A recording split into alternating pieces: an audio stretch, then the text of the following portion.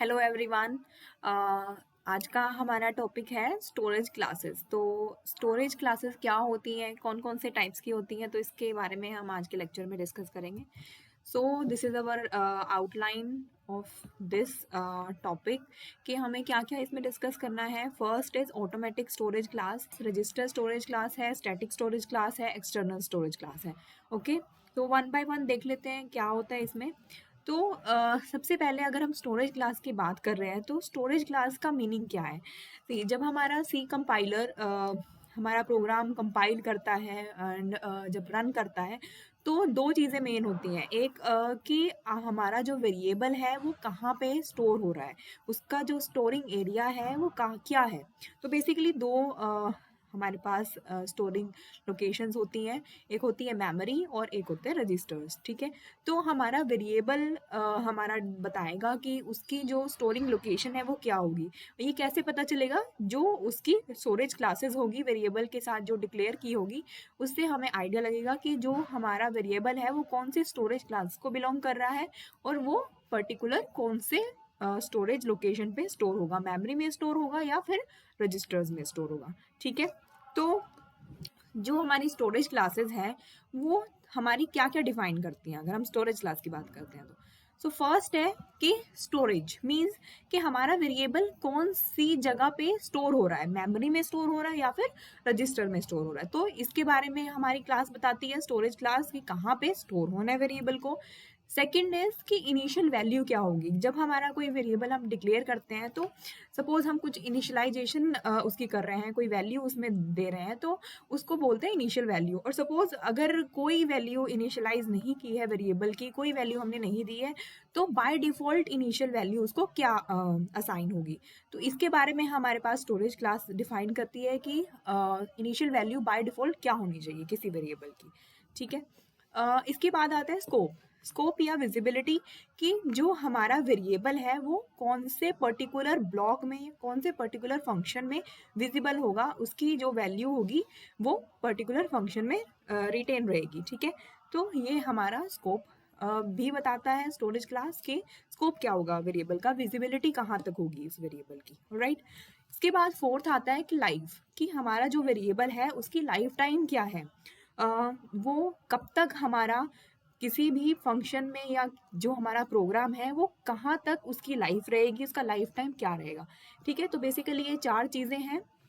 Storage, initial value by default क्या होगी, scope और विजिबिलिटी क्या होगी हमारे वेरिएबल की, और लाइफ टाइम क्या होगी हमारे वेरिएबल की। ठीक है, so if we talk about automatic storage class, तो इसमें जो हमारी स्टोरेज है, जो हमारा वेरिएबल स्टोर होगा वो कहाँ पे स्टोर होगा, मेमोरी के स्टैक में। ठीक है, मीन्स कि जो स्टोरिंग लोकेशन है हमारे वेरिएबल की वो ऑटोमेटिक के केस में मेमोरी में होती है। ठीक है, एंड बाय डिफॉल्ट जो हमारी वेरिएबल की इनिशियल वैल्यू होगी वो अनप्रिडिक्टेबल होगी। मीन्स अगर आपने उस वेरिएबल को इनिशियलाइज नहीं किया है तो बाय डिफॉल्ट हमारा जो कंपाइलर है वो रन टाइम पे हमारे वेरिएबल को गार्बेज वैल्यू प्रोवाइड कर देगा। और ये हर केस में अगर आप प्रोग्राम रन करके देखते हो तो वो डिफरेंट डिफरेंट आ सकती है क्योंकि इसमें अनप्रिडिक्टेबल वैल्यू आती है। ठीक है, और स्कोप और जो विजिबिलिटी है हमारी ऑटोमेटिक स्टोरेज क्लास के केस में, जो फंक्शन, जिस फंक्शन में आपने उस पर्टिकुलर वेरिएबल को डिक्लेयर किया है, ऑटोमेटिक क्रिएट किया है वो वेरिएबल, उसी पर्टिकुलर ब्लॉक में ही उसकी विजिबिलिटी रहेगी या उस पर्टिकुलर फंक्शन में ही उसकी विजिबिलिटी रहेगी। And one more thing, suppose आप किसी फंक्शन में या किसी ब्लॉक में किसी वेरिएबल को क्रिएट कर रहे हो and without assigning it's storage class, आपने कोई भी स्टोरेज क्लास मेंशन नहीं की है, ना ही ऑटो मेंशन की है, ना ही रजिस्टर, स्टैटिक, कोई भी आपने स्टोरेज क्लास वहाँ पे मेंशन नहीं की है, तो बाय डिफॉल्ट उस फंक्शन में या उस पर्टिकुलर ब्लॉक में उस वेरिएबल की जो क्लास होगी वो ऑटोमेटिक स्टोरेज क्लास हो जाएगी। ठीक है, तो जो कंपाइलर है हमारा वो बाय डिफॉल्ट क्या लेगा, उसको ऑटोमेटिक स्टोरेज क्लास लेगा उस वेरिएबल की। ठीक है, जो लाइफ टाइम है हमारे वेरिएबल की वो क्या है, क्या रहेगी in case of automatic storage class, जब तक आपका जो वेरिएबल है वो सेम ब्लॉक में रहता है, मीन्स जो हमारा कंपाइलर का कंट्रोल है वो सेम ब्लॉक में रहता है, तब तक ही उसकी लाइफ टाइम रहेगी। सपोज अगर उस फंक्शन ने रिटर्न कर दिया है, उसके कंटेंट्स स्टैक से पॉप आउट हो गए हैं, तो हमारा जो वेरिएबल है वो एज ए डेड कंसीडर होगा। ठीक है, तो ये 4 चीज़ें हैं। स्टोरिंग लोकेशन हमारी मेमोरी में होगी, initial value by default garbage value होगी, scope within that function और ब्लॉक, और लाइफ टाइम जब तक हमारा वेरिएबल सेम ब्लॉक में या सेम फंक्शन में रहता है। ठीक है, मीन्स जो कंट्रोल है हमारा सेम फंक्शन में रहता है। ओके, तो इनकी हम एग्जांपल्स देख लेते हैं। अब यहाँ पे हम बहुत सारी एग्जांपल्स डिस्कस करने वाले हैं, क्योंकि ये एक ऐसा टॉपिक है, अगर हम इसकी सिर्फ थ्योरी पढ़ेंगे तो वो हमें समझ नहीं आएगा। जितनी ज़्यादा एग्जांपल्स आप इसकी करके देखोगे, जितनी एग्जांपल्स आप इसमें खुद से करोगे, वो उतना ही आपके लिए बेनिफिशियल होगा, उतना ही ज़्यादा ये टॉपिक क्लियर होगा। और नेट के केस में, गेट के केस में, इसरो में भी इसके बहुत सारे क्वेश्चन आते हैं। स्पेशली स्टैटिक स्टोरेज क्लास के बहुत सारे क्वेश्चंस हमारे प्रीवियस एग्जाम में आए हुए हैं, तो हम 1 बाय 1 जो क्वेश्चंस आए हुए हैं उनको भी हम डिस्कस करेंगे इसमें। ठीक है, तो ये बहुत ही इम्पॉर्टेंट टॉपिक है, और अगर आप एग्जाम्पल करोगे तो बहुत ही इजीली समझ आ जाएगा आपको। ठीक है, तो देख लेते हैं। सपोज अगर हम ऑटोमेटिक स्टोरेज क्लास की बात करें तो उसकी फर्स्ट एग्जाम्पल में सपोज हम ले रहे हैं, यहाँ पे हमने एक मेन फंक्शन लिया है। मेन फंक्शन में हमने देखो यहाँ पे एक वेरिएबल क्रिएट किया है, इंटीजर आई। अब यहाँ पे मैंने क्या आपको अभी बताया था कि अगर कोई फंक्शन है उसमें हम कोई वेरिएबल क्रिएट कर रहे हैं और उसकी कोई भी स्टोरेज क्लास हमने मेंशन नहीं की है, तो हमारा सी कंपाइलर क्या करेगा, उसको बाय डिफ़ॉल्ट क्या लेके चलेगा कि ये ऑटोमेटिक जो हमारी स्टोरेज क्लास है उसको बिलोंग करता है। ठीक है, ओके, इसके बाद हमारे पास यहाँ पे लूप लगी हुई है, इसमें हम आई की आइट्रेशन प्रोवाइड कर रहे हैं स्टार्टिंग फ्रॉम 0।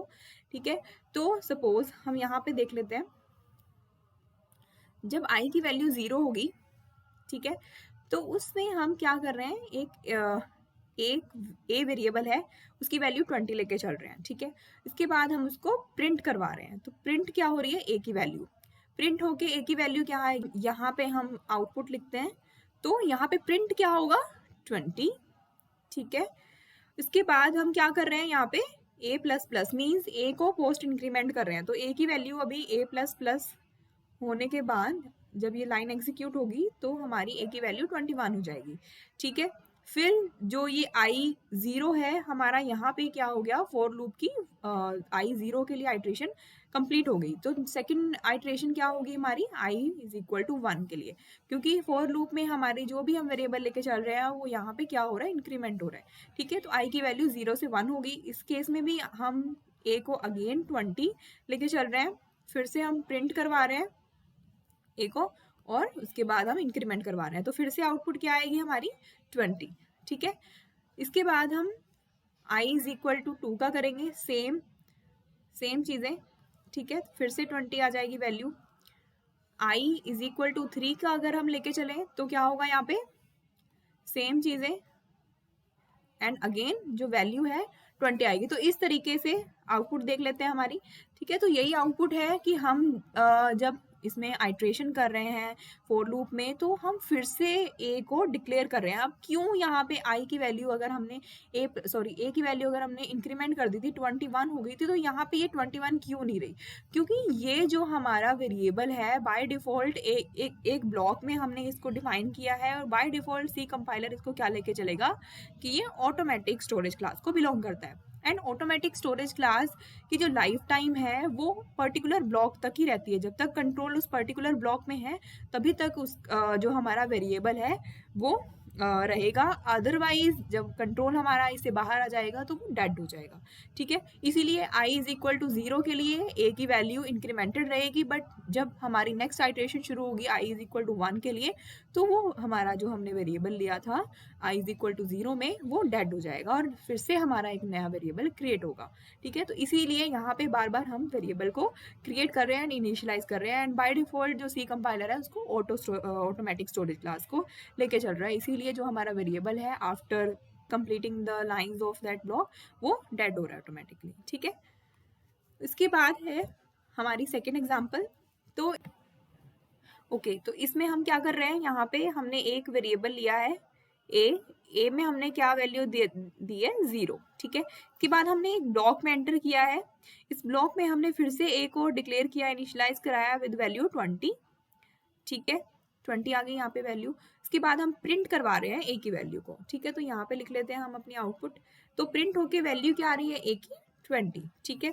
इसके बाद हम क्या करवा रहे हैं, ए को इंक्रीमेंट करवा रहे हैं, मीन्स ए की जो वैल्यू है हमारे पास वो क्या हो गई 21, ओके।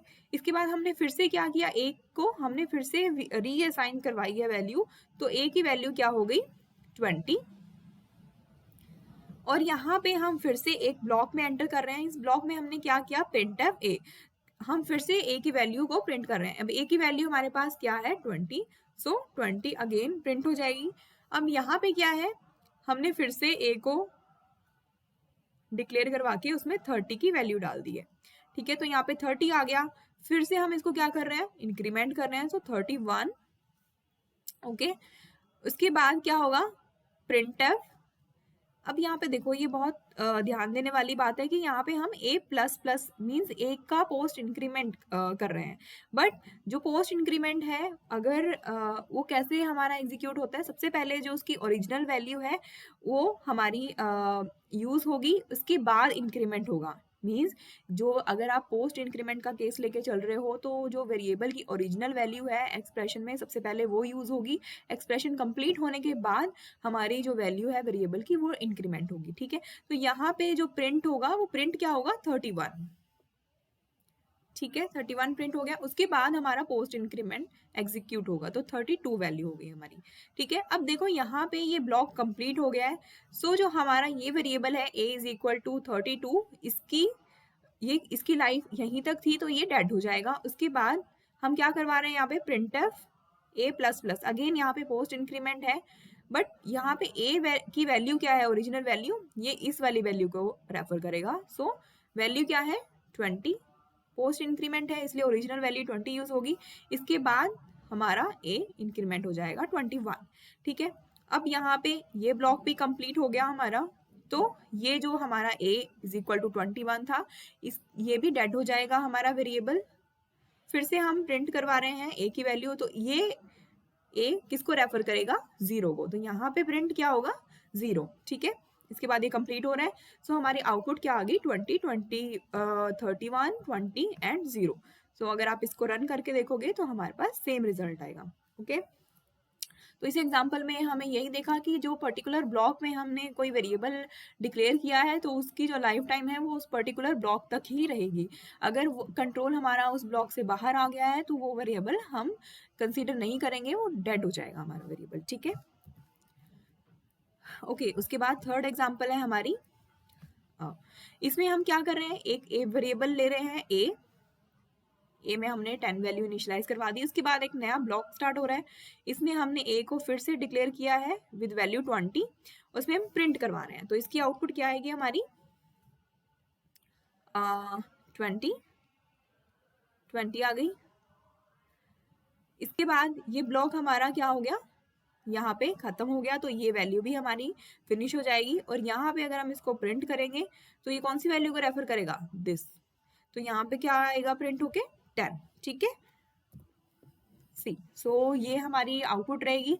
ऑटोमेटिक वेरिएबल में सिर्फ इतना ही है कि इसकी जो स्टोरिंग लोकेशन है वो मेमोरी होगी, और अगर किसी पर्टिकुलर ब्लॉक में हमने कोई वेरिएबल डिक्लेयर किया है और उसमें कोई भी स्टोरिंग क्लास हमने मेंशन नहीं की है, तो वो हमारा कंपाइलर बाय डिफॉल्ट उसको ऑटोमेटिक लेके चलेगा, और पर्टिकुलर ब्लॉक के खत्म होने के बाद हमारा वेरिएबल भी डेड हो जाएगा, उसकी लाइफ टाइम उस पर्टिकुलर ब्लॉक तक ही रहेगी, ठीक है। इसके बाद हम एक और एग्जांपल देख लेते हैं इसकी। तो इसमें क्या हो रहा है, हमारे पास हमने यहाँ पे मेंशन किया है कि हमारी जो स्टोरिंग क्लास है इस पर्टिकुलर वेरिएबल की वो ऑटोमेटिक है, ठीक है। अगर आप यहाँ पे मेंशन नहीं भी करोगे तो कंपाइलर हमारा इसको बाय डिफॉल्ट ऑटोमेटिक लेके चलेगा। बट अगर यहाँ पे हम इस जगह पे int i is equal to 1 लेके चलते हैं, तो ये बाय डिफॉल्ट हमारा ऑटोमेटिक नहीं लेगा कंपाइलर, क्योंकि हमने इसको ग्लोबली डिक्लेयर किया है। अगर इसको आप लोकली किसी फंक्शन में या किसी ब्लॉक में डिक्लेयर करते हो तभी हमारा कंपाइलर उसको ऑटोमेटिक लेके चलता है, ठीक है। Let me erase this, okay.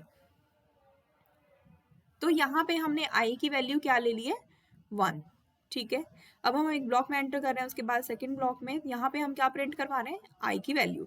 तो आई की वैल्यू इस ब्लॉक में क्या होगी, यहाँ पे लिख लेते हैं हम वन ही होगी, क्योंकि हमने यहाँ इस पर्टिकुलर ब्लॉक में कोई दूसरा वेरिएबल डिक्लेयर नहीं करवाया है, तो वो हमारा जो प्रीवियस ब्लॉक है उसी की वैल्यू को लेके चलेगा, ठीक है, जो मेन फंक्शन है।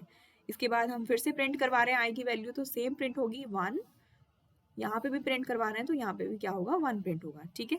इसके आउटपुट देख लेते हैं, ठीक है। तो वन वन वन ही प्रिंट होगा हमारा, क्योंकि जो मेन फंक्शन है उसमें हमने उसको डिक्लेयर कराया है अपने आई वेरिएबल को विद वन। तो जो उसके फर्दर ब्लॉक्स होंगे उसमें भी उसकी विजिबिलिटी होगी, क्योंकि हमने उसको फंक्शन में ही डिक्लेयर करवा दिया है विद वैल्यू वन, ठीक है। ओके, सो जो हमारी नेक्स्ट क्लास है वो है रजिस्टर स्टोरेज क्लास। अब इसके नेम से ही हमें समझ में आ रहा है कि जो इस वेरिएबल रजिस्टर स्टोरेज क्लास को बिलोंग करेंगे उनकी स्टोरिंग लोकेशन क्या होगी, सीपीयू रजिस्टर। अब हम ये क्यों यूज़ करते हैं, कई बार क्या होता है जो हमारा वेरिएबल है वो मल्टीपल प्लेसेस पे यूज़ हो रहा होता है, और हमारे सीपीयू को उस वेरिएबल की जो रिक्वायरमेंट है वो काफ़ी ज़्यादा है, और उसमें उसको एक्सेस करने में हमें टाइम भी कम चाहिए। तो हमारे सीपीयू के जो रजिस्टर्स हैं वो हमारे इजीली एक्सेसिबल होते हैं, फास्टली हम उनको एक्सेस कर सकते हैं। अगर हम कंपेयर करें विद मेमोरी तो रजिस्टर्स हमारे फास्ट होते हैं, ठीक है, बट ये हमारे कंपाइलर पे डिपेंड करता है कि वो कितने वेरिएबल्स को एज ए रजिस्टर स्टोर करवा सकता है, ठीक है। अगर हमने कोई वेरिएबल रजिस्टर मेंशन किया है तो इट्स नॉट मैंडेटरी कि हमारा कंपाइलर उनको रजिस्टर में स्टोर करवाएगा ही, ठीक है। एंड जो इसकी इनिशियल वैल्यू अगेन इसमें भी क्या होगी, garbage value he, means unpredictable value he by default store होगी। इसका भी जो स्कोप होगा वो विद इन दैट ब्लॉक होगा जिसमें आप उस वेरिएबल को डिक्लेयर कर रहे हो, उसको क्रिएट कर रहे हो, ठीक है। एंड जो लाइफ टाइम होगी वो भी हमारे ऑटोमेटिक की तरह ही होगी, कि जब तक हमारा कंट्रोल उस पर्टिकुलर ब्लॉक या पर्टिकुलर फंक्शन में रहता है तब तक ही उसकी लाइफ टाइम रहेगी, उसके बाद जो है हमारा variable as a dead consider होगा, ठीक है। ओके, तो इसकी एग्जांपल देख लेते हैं हम। सपोज हमने यहाँ पे क्या किया है, एज ए रजिस्टर इंटीजर जो ए वेरिएबल हमने लिया है उसको रजिस्टर स्टोरेज क्लास के साथ मेंशन किया है। तो जब भी हम रजिस्टर स्टोरेज क्लास मेंशन करेंगे तो हम अपने कंपाइलर से रिक्वेस्ट करेंगे, वो कंपाइलर के ऊपर है कि उसके पास कितने रजिस्टर्स अवेलेबल हैं, वो हमारे वेरिएबल को एज ए रजिस्टर स्टोर करवा सकता है रजिस्टर्स में या नहीं, ठीक है। हम सिर्फ रिक्वेस्ट कर सकते हैं। तो यहाँ पे हमने एक वेरिएबल ए लिया है और उसमें हमने क्या किया, यहाँ पे उसको स्टोर करवाना चाह रहे हैं इन रजिस्टर, ठीक है। अगर हम यहाँ पे पॉइंटर ले रहे हैं, पॉइंटर वेरिएबल इंटीजर, तो ये क्या कर रहे हैं, यहाँ पे हम इसको डी रेफरेंस कर रहे हैं, मीन्स जो ए की लोकेशन है वो हम पी में डाल रहे हैं। मीन्स ये हम क्या चाहते हैं यहाँ पे कि जो हमारा इंटीजर पॉइंटर पी है वो ए को पॉइंट करे, बट यहाँ पे ये पॉसिबल नहीं है, क्योंकि अगर हमारा जो वेरिएबल है ए वो रजिस्टर में स्टोर है तो हम उसको डी रेफरेंस नहीं कर सकते हैं, क्योंकि मेमोरी अगर हमारे पास अवेलेबल होगा, अगर हमारा वेरिएबल मेमोरी में स्टोर हो तभी उसको हम डी रेफरेंस कर सकते हैं। किसी वेरिएबल का एड्रेस हमारे पास अवेलेबल हो सकता है, क्योंकि मेमोरी में एड्रेसेस अवेलेबल हैं, बट रजिस्टर का एड्रेस हम किसी पॉइंटर को पॉइंट नहीं करवा सकते हैं, ठीक है। तो अगर हम इसको रन करेंगे तो यहाँ पे हमारे पास एरर आएगा कि address of register variable request किया है आपने विच इज नॉट अवेलेबल। तो यहाँ पे हम इसको डी रेफरेंस नहीं कर सकते हैं हमारे रजिस्टर वेरिएबल को, ठीक है। ओके, सो थर्ड है हमारी स्टैटिक स्टोरेज क्लास, इसमें डिस्कस कर लेते हैं। तो अगर हम वेरिएबल को एज ए स्टैटिक डिक्लेयर करते हैं तो उसकी स्टोरिंग लोकेशन मेमोरी होगी, ठीक है। इनिशियल वैल्यू बाय डिफॉल्ट हमारी 0 होगी, and scope like automatic storage class हमारा क्या रहेगा, with in that function and with in that block. जिस भी ब्लॉक में या जिस भी फंक्शन में आपने उस वेरिएबल को डिक्लेयर करवाया है तो उसका स्कोप और विजिबिलिटी उसी पर्टिकुलर फंक्शन या ब्लॉक तक रहेगी, ठीक है। लाइफ टाइम, अब लाइफ टाइम में हमारा थोड़ा सा डिफरेंस है। अगर हम बात करें automatic and static storage class की, तो लाइफ टाइम हमारा उसमें डिफर करता है। कैसे, जब हम ऑटोमेटिक की बात कर रहे थे तो उस केस में जिस भी फंक्शन या जिस भी ब्लॉक में हमने अपने वेरिएबल को डिक्लेयर करवाया था, तो आफ्टर कंप्लीटिंग दैट फंक्शन और ब्लॉक हमारा वेरिएबल हम एज ए डेड कंसीडर कर रहे थे, ठीक है। बट अगर हम स्टैटिक स्टोरेज क्लास की बात करें तो हमारा जो वेरिएबल है वो अपनी वैल्यू को रिटेन करके रखता है। सपोज अगर डिफरेंट डिफरेंट फंक्शन कॉल हो रही हैं और हमारा जो फंक्शन है वो कंप्लीट हो रहा है, बट उसका जो वेरिएबल है वो डेड कंसीडर नहीं होगा, उसमें उसकी वैल्यू स्टोर्ड रहेगी, क्योंकि जो हमारा स्टैटिक स्टोरेज क्लास है वो डेटा सेक्शन में मेमोरी के वेरिएबल को स्टोर करवाता है, ठीक है। तो अगर सपोज आफ्टर सम टाइम आपने अपने प्रोग्राम में सेम फंक्शन को फिर से कॉल किया, तो उसकी जो लास्ट वैल्यू आपने स्टोर करवाई होगी या जो भी अपडेट करवाई होगी वही वैल्यू यूज करेंगे हम इसमें। ठीक है, आप इसको अगेन एंड अगेन अगर वैल्यूज इनिशियलाइज करवाओगे तो वो इस केस में नहीं होगा, एक ही बार पे इनिशियलाइजेशन हो सकती है। स्टैटिक के केस में डिक्लेयर आप मल्टीपल टाइम करवा सकते हो, मीन्स जो हमारे स्टैटिक वेरिएबल्स हैं वो अपनी वैल्यू को रिटेन करके रखते हैं बिटवीन डिफरेंट फंक्शन कॉल्स। ठीक है, तो ये चीज़ हमें ध्यान में रखनी है। तो इसके बहुत सारे क्वेश्चंस आते हैं, जो हमारा स्टैटिक स्टोरेज क्लास है उसमें गेट में भी हमारे क्वेश्चंस आते हैं, नेट में भी एंड इसरो में भी।